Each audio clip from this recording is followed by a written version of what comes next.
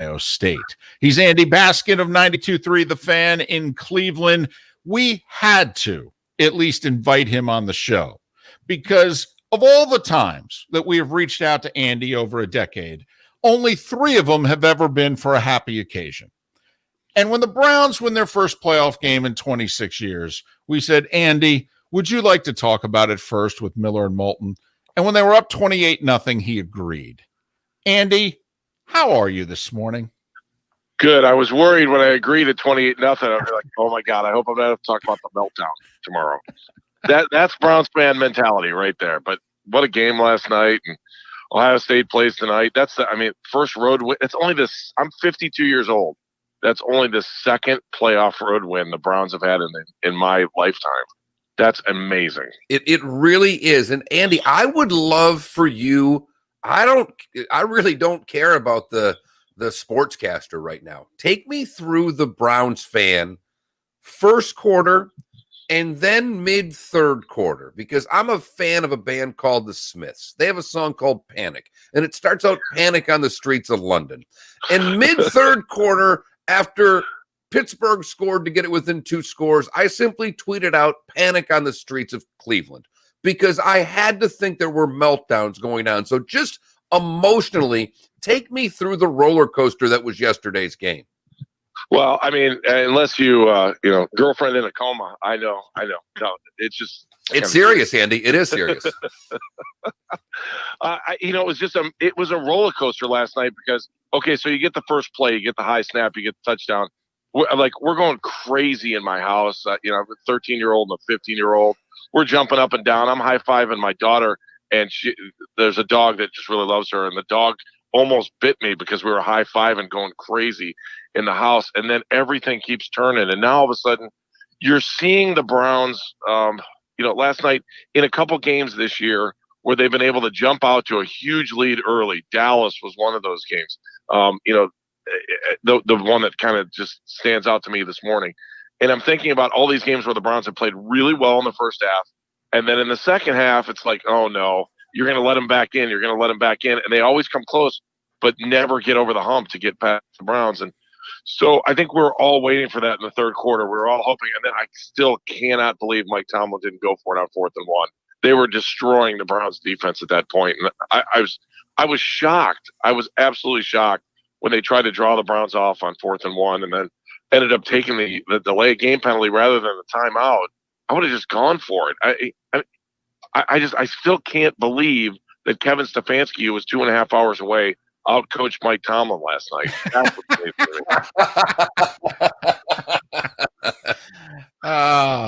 Andy, I'm a Giants fan. They hadn't made the playoffs in my entire lifetime at that point. I was 16 years old. They hadn't made the playoffs in 18 years. They made the playoffs.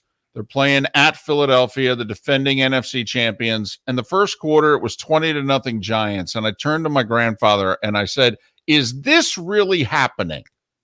All right. I mean, did you call anyone? Did someone call you? Did your best friend text you and go, am I dreaming? Is this happening?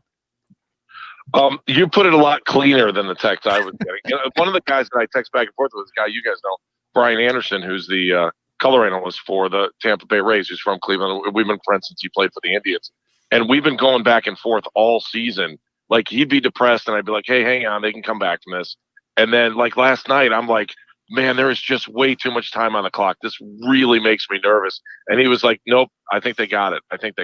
So that was like one of the guys that I was going back and forth with last night. And it's just, I can't even put into words because, the story you tell of watching that Giants game is the story that everybody in Northeast Ohio has where, I think about my dad who passed away 4 years ago.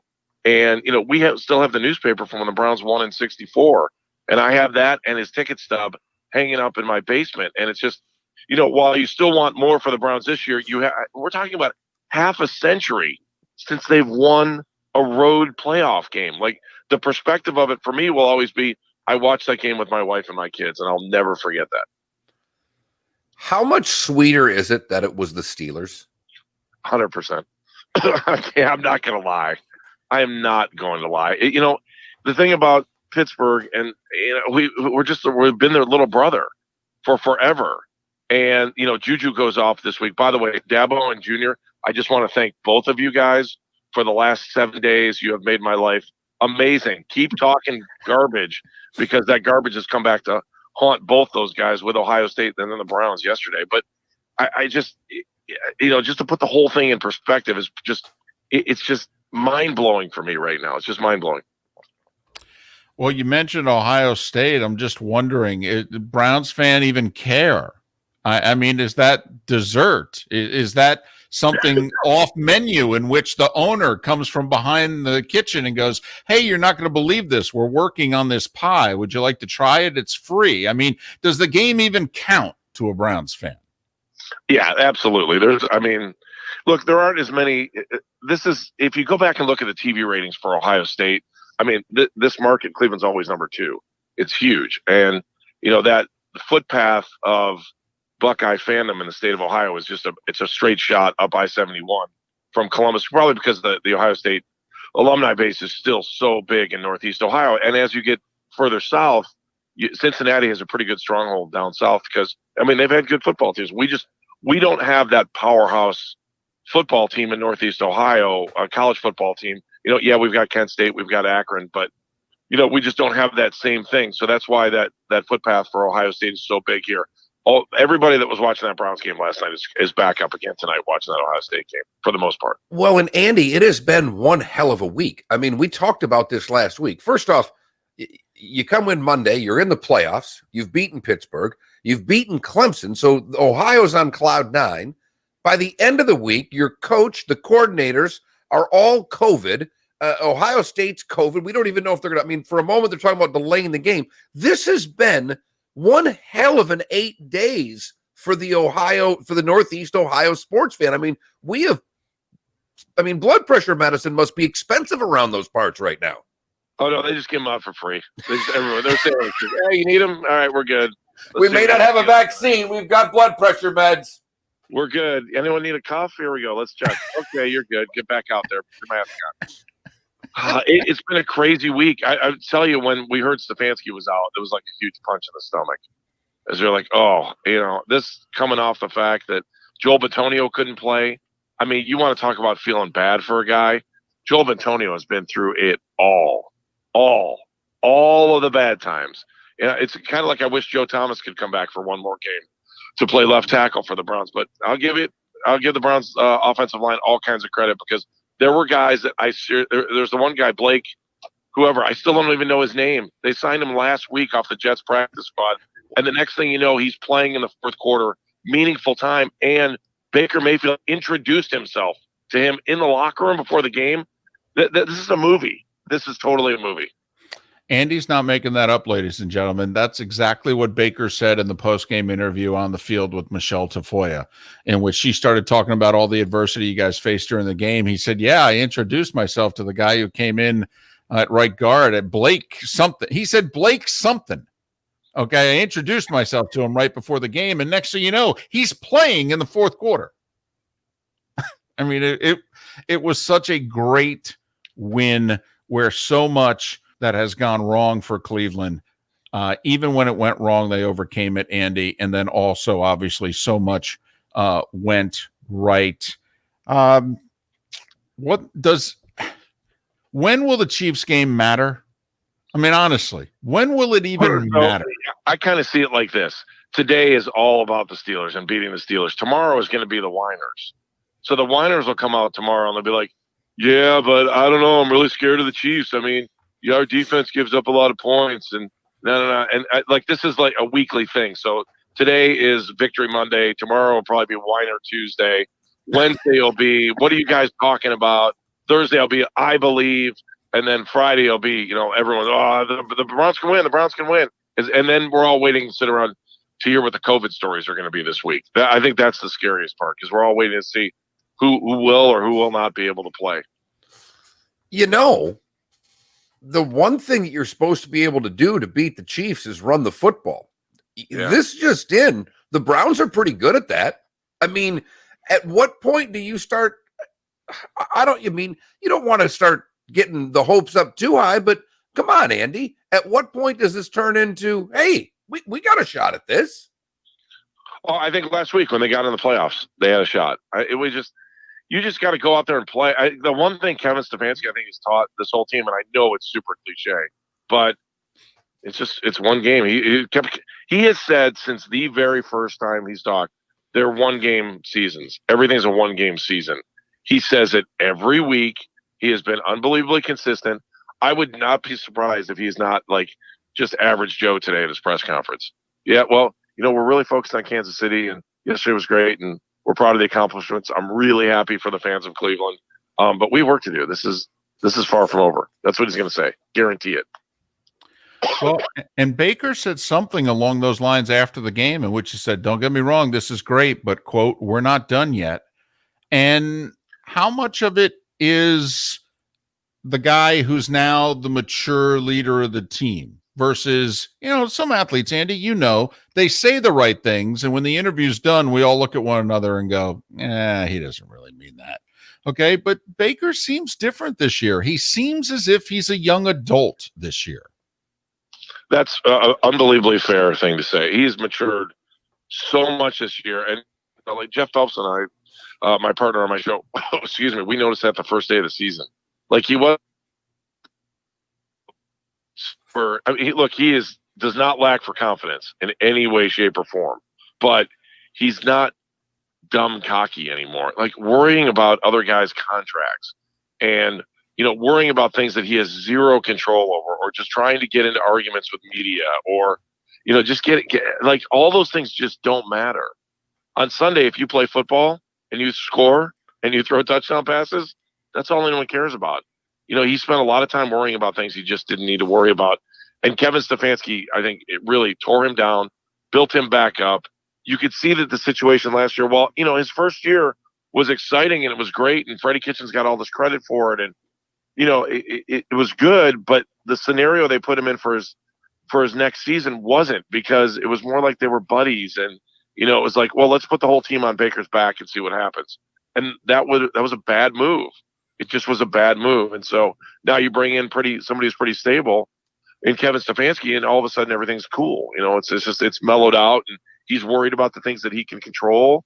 He is willing to change his footwork. He wasn't arrogant about trying to become a better quarterback. He lost weight. There were a lot of things going on there for Baker that he needed to commit to help this team win. And I mean, they have 12 wins, and they easily could have had 14. If Dabo thinks he could win the gubernatorial race in Michigan, how many people wouldn't vote for Stefanski as mayor of Cleveland right now? Oh, he'd win by a landslide. There's no question. I got to tell you, though, you want to talk about a tough job. You think turning the Browns around, being the mayor of Cleveland is probably the last job I would ever want, ever. I think the Indians picked the right week to trade Lindor. Okay. I don't even know if people have noticed. So when we got on the air Monday morning, I said, I can't believe the Indians didn't trade Lindor last night. That would have been the perfect time, and then they waited till the middle of the week. But I'm telling you, when the Indians hit spring training, if the Browns should pull off another miracle win this week, people will be like, oh yeah, wait, did Lindor play for us in that 60-game season? I can't remember. I got to give Baker all the credit in the world for this, though. While he's matured this year and said the right things and has been a leader and played well, okay, he has had a long-running feud with Colin Cowherd. And Cowherd, one of the many things he criticized him for was he's backward hat guy. Cowherd became Buck Showalter, criticized Ken Griffey Jr. because he flips his hat around backward during batting practice. And the post-game interview is just about to start on Zoom last night. And the first question gets asked. And right before Baker starts to speak, he takes his hat and turns it around backward and then starts to answer the questions. I laughed out loud, Andy. That is such an you move by Baker, and he doesn't have to say a word. It's awesome. Yeah. Everything's subtle. Everything that he's saying now, the digs that he takes are much more subtle than they used to be. You're right. Although I didn't see that. I'm glad you brought that up. I didn't see that last night. I was listening to it on the radio, the post game. Wow. I didn't catch that. It's very funny. It's just fun. If I were to pin you on one, what do you like about tonight's game? The 8.5, the over? Is there some angle of tonight's game that you like? Because I think 74.5, and I think over is pretty easy in this one, Andy. Yeah, I agree. I mean, I gotta be honest. I haven't spent a ton of time thinking about Ohio State over the last 7 days because we got so much going on. I'm not gonna lie. All I know is that I love watching Trey Sermon run the ball, and I can't wait to see him in the NFL. He has been so dynamic, and you look at the guy's averaging 200 yards a game in his last 3 games, and they've all been big games. Like, I love Trey Sermon. I can watch this guy run all day long. So let's see. And I mean, I didn't think Ohio State had a chance last week. I didn't feel good about it. And when they were able to go out there and do what they were able to do against Clemson, I don't know. I'm living in a world where the Browns just won their first road playoff game in over half a century. So I don't know. I'm a little bit flighty on the Buckeyes right now, but I can't wait for the game. I'm going to be watching it. Andy, it was only 3 years ago the Browns went 0-16. Doesn't that seem now like a decade? Yeah, it's still the thing that I keep contemplating, and I said this at the beginning of the season, was that I hope that at the end of this year, Browns fans will be like, why didn't they hire Kevin Stefanski last season? Because they wanted him. They wanted Kevin Stefanski last season. Paul DePodesta has been here you go. That's Moneyball too, isn't it? Because Paul DePodesta is the one that kind of, he's in charge of strategy, and they gave it back to him. And, they turned things back around in Berea after, going with the John Dorsey way. I still give John Dorsey a ton of credit because he brought a lot of talent in here. Yes, he did. And, he picked the wrong coach. That was the problem for John. He picked the wrong coach. And if he would have brought Kevin in, I mean, can you imagine, Dorsey bringing in the talent and Stefanski coaching the talent? I mean, they're doing great now. I'm not going to question that, but I still think John Dorsey, when the dust settles, I think people are going to have to go back and look and go, you know what, John really did some good things while he was here.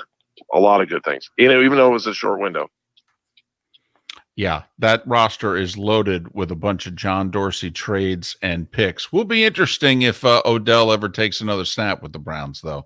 You have this much success without somebody, you really kind of wonder whether or not he fits going forward. I'm not going to argue with you. How's that sound? Not on a joyous Monday like this. There's no arguing today. I just think they're a different team. Baker's been a different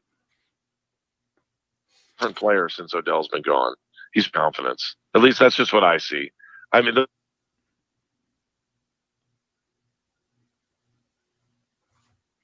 we lost Andy at the end. Oh, you still there? Yeah, we got you there. You're kind of cutting in and out. Andy, listen, happy for you, the person. Happy for you, the dad. All right. And goodness knows, this could be the easiest week of your career. Is this just come on the air, talk for a couple minutes, give out the phone numbers, and say goodbye in 3 hours? Is that how it goes today? Absolutely. I'll be like, hey, what's up? And then boom, I can go to sleep for 4 hours.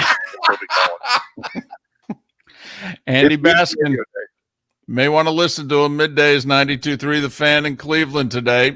You know what? Do it all week. Follow him on Twitter at Andy_Baskin. Andy, thanks so much, and congratulations to you and, well, everybody there who's suffered through so much.